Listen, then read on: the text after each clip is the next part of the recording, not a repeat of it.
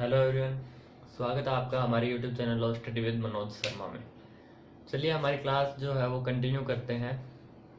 Crash course part 6 की हम बात कर लेते हैं। क्रैश कोर्स पार्ट 5 जो हमने किया था वो किया था लैंड लॉज से संबंधित, भूमि विधि से संबंधित किया था। देखिए लैंड लॉज जो है वो अभी कंप्लीट नहीं हुआ है, उसकी बात हम नेक्स्ट पार्ट में और करेंगे। लेकिन आज जो क्रैश कोर्स पार्ट 6 जो है वो हमारा रहेगा ड्राफ्टिंग एंड प्लीडिंग, जो आपका सब्जेक्ट है उससे रिलेटेड रहेगा। तो देखिए ड्राफ्टिंग एंड प्लीडिंग जो है उसमें हम स्टार्ट करते हैं। क्वेश्चन फर्स्ट देखिए, अभिवचन क्या होता है, व्हाट इज प्लीडिंग। देखिए आपके पास 2 नंबर का क्वेश्चन जो है ड्राफ्टिंग एंड प्लीडिंग में मिलेगा ही मिलेगा। 2 नंबर का क्वेश्चन आपके पास अभिवचन क्या होता है, व्हाट इज प्लीडिंग, ये क्वेश्चन आपके पास मिलेगा ही मिलेगा। तो देखिए यहाँ पे ये क्वेश्चन आपको एग्जाम में मिलता है, तो आप जो है इसका आंसर किस तरीके से करेंगे। तो देखिए सीपीसी जो है सिविल प्रक्रिया संहिता, उसका ऑर्डर 6 एंड रोल फर्स्ट जो है वो आपको अभिवचन के बारे में बताता है। लेकिन उसमें ये दिया है कि भाई ऑर्डर 6 रोल फर्स्ट सीपीसी का ये बोलता है कि अभिवचन में वाद पत्र और लिखित पत्र दोनों को सम्मिलित किया गया है। यानी अभिवचन जो है वाद पत्र और लिखित पत्र दोनों यहाँ पे इंक्लूड होंगे अभिवचन में, प्लीडिंग में। यानी प्लीडिंग से हम समझ सकते हैं कि भाई सीपीसी ऑर्डर 6 रूल फर्स्ट के अंतर्गत वाद पत्र और लिखित पत्र को ही अभिवचन कहा जाता है, प्लीडिंग कहा जाता है।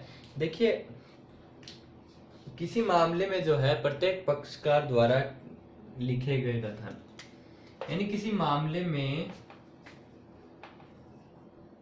प्रत्येक पक्षकार द्वारा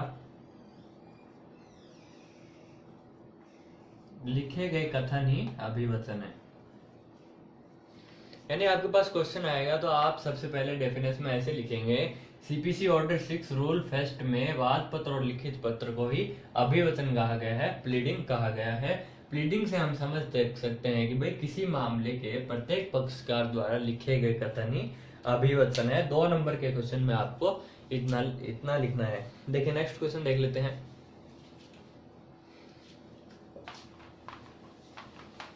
क्वेश्चन सेकंड की हम बात करें,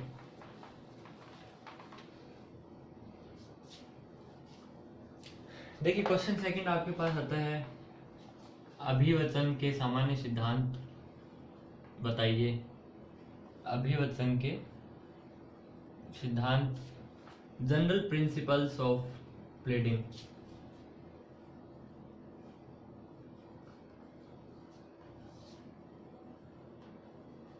जनरल प्रिंसिपल्स ऑफ प्लीडिंग, ये आपके पास क्वेश्चन आता है। तो देखिए यहाँ पे नोट कीजिए, पॉइंट नोट करवा रहा हूँ। 4 पॉइंट यहाँ पे दिए गए हैं, पॉइंट नोट कीजिए। फर्स्ट पॉइंट आप लिखिए कि अभिवचन में केवल घटनाओं का उल्लेख किया जाना चाहिए, ना कि विधि का। फर्स्ट पॉइंट देखिए, अभिवचन में घटनाओं का उल्लेख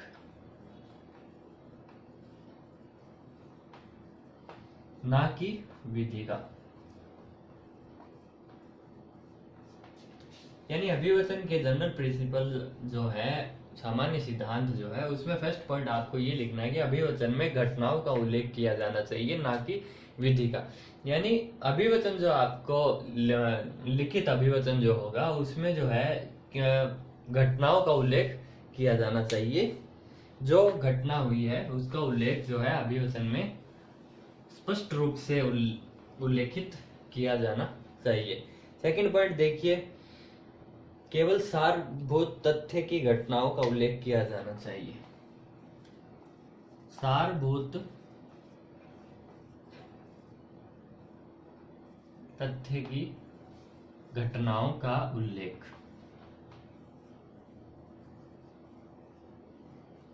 यानी अभिवचन में जो है सारभूत तथ्य की घटनाओं का उल्लेख किया जाना चाहिए। थर्ड पॉइंट देखिए, घटनाओं का संक्षिप्त उल्लेख किया जाना चाहिए।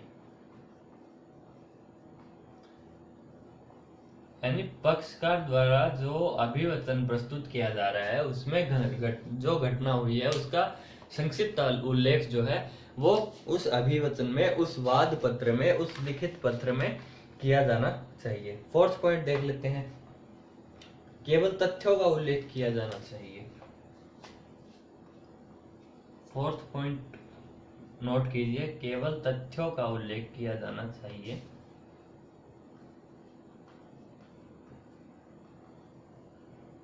केवल तथ्यों का उल्लेख किया जाना चाहिए।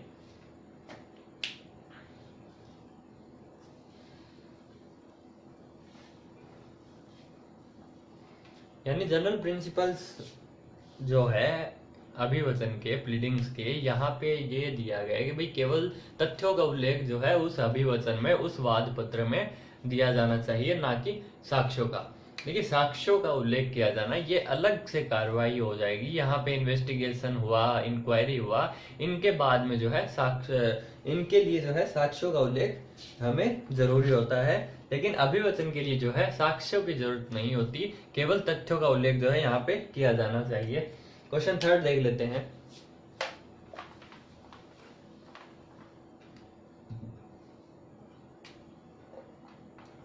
क्वेश्चन थर्ड आपके पास आता है कि भाई जो अभिवचन है उसका मुख्य उद्देश्य क्या होता है।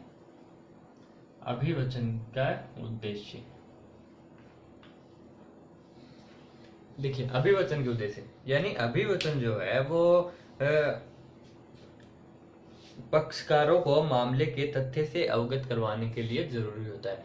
यानी अभिवचन जो है वो किस काम आता है, ये एक क्वेश्चन आपके पास 2 नंबर का मिलेगा। तो आप इसमें लिखिए कि भाई प्रत्येक पक्षकारों को जो है उस घटना के बारे में, उस मामले के बारे में, जो उस मामले के जो तथ्य हैं उनके बारे में अवगत करवाना ही अभिवचन का मुख्य उद्देश्य है। देखिए हेल्सबरी जो था, हेल्सबरी के अनुसार जो है अभिवचन का मुख्य उद्देश्य पक्षकारों को वाद के तथ्यों, प्रश्नों आदि से अवगत करवाना है ताकि वे अपना पक्ष व साक्ष्य न्यायालय के समक्ष रख सके। यानी पक्षकारों द्वारा जो है पक्षकारों को मामले से अवगत करवाने के लिए जो है अभिवचन जरूरी होता है, ताकि किसी भी पक्षकार को जो है कोई डाउट ना रहे, वो अपना पक्ष रखे या फिर कोई क्वेश्चन रखे न्यायालय के सामने, तो वहां पे जो है उनको कोई डाउट ना रहे, इसलिए जो है अभिवचन प्रस्तुत किया जाता है। नेक्स्ट क्वेश्चन देख लेते हैं।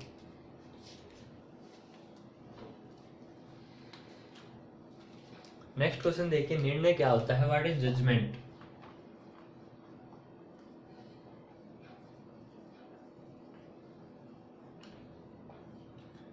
व्हाट इज जजमेंट, निर्णय क्या होता है।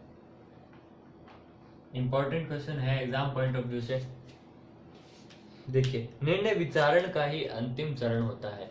यानी किसी भी मामले का जो है, किसी भी कोई विचारण होता है, कोई मामला होता है, उसका जो अंतिम चरण होगा, लास्ट स्टेज जो होगी, वो निर्णय ही होगी।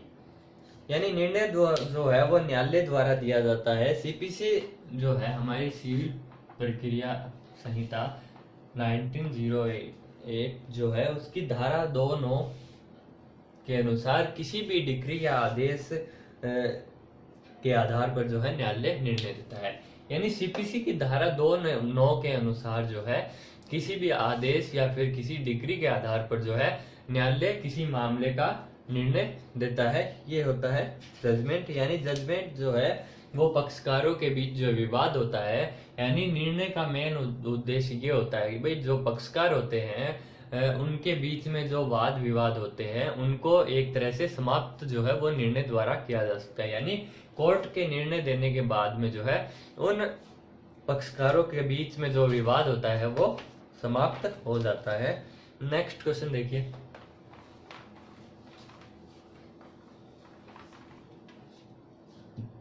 नेक्स्ट क्वेश्चन आपके पास आता है अपील। अपील क्या होता है।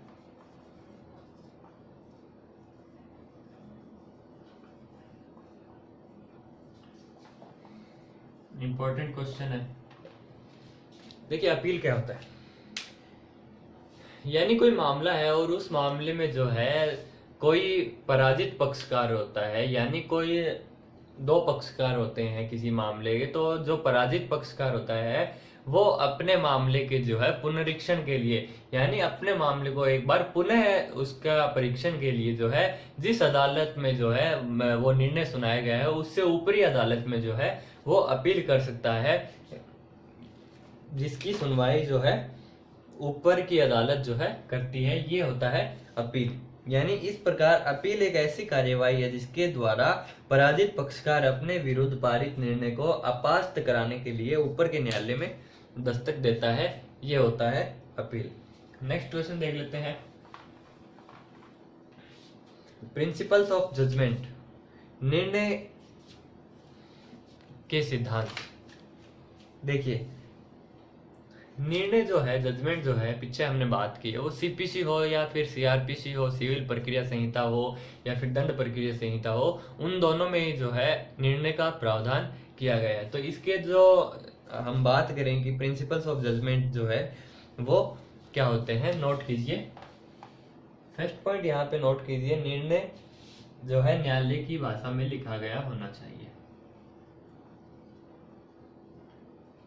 निर्णय जो है वो न्यायालय की भाषा में लिखा गया होना चाहिए। सेकंड पॉइंट नोट कीजिए, यह संक्षिप्त और स्पष्ट होना चाहिए। कोई भी निर्णय जो है किसी मामले का, वह संक्षिप्त और स्पष्ट रूप से लिखा गया होना चाहिए।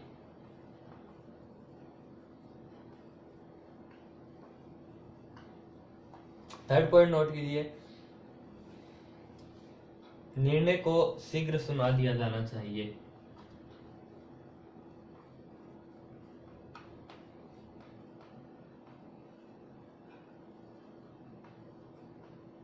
दो नंबर के क्वेश्चन में जो है आपके क्वेश्चन आएगा प्रिंसिपल्स ऑफ जजमेंट, तो उसमें ये पॉइंट जो है वो काफी है, निर्णय को शीघ्र सुना दिया जाना चाहिए। नेक्स्ट पॉइंट देखिए, पक्षकारों की उपस्थिति में जो है निर्णय सुनाया जाना चाहिए। पक्षकारों की उपस्थिति में निर्णय सुनाया जाना चाहिए,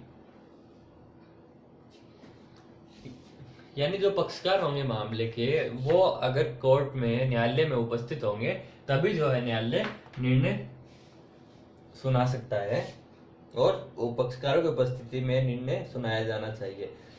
फिफ्थ पॉइंट और लास्ट पॉइंट जो है वो लिखिए, निर्णय पीठासीन अधिकारी द्वारा हस्ताक्षरित व दिनांकित होना चाहिए। यानी जो निर्णय सुना रहा है पीठासीन अधिकारी द्वारा हस्ताक्षरित व दिनांकित होना चाहिए। यानी जो पीठासीन अधिकारी जो है वो जो निर्णय सुना रहा है उसके सिग्नेचर और डेट जो है उस निर्णय की कॉपी पर होने चाहिए। ये है प्रिंसिपल्स ऑफ जजमेंट।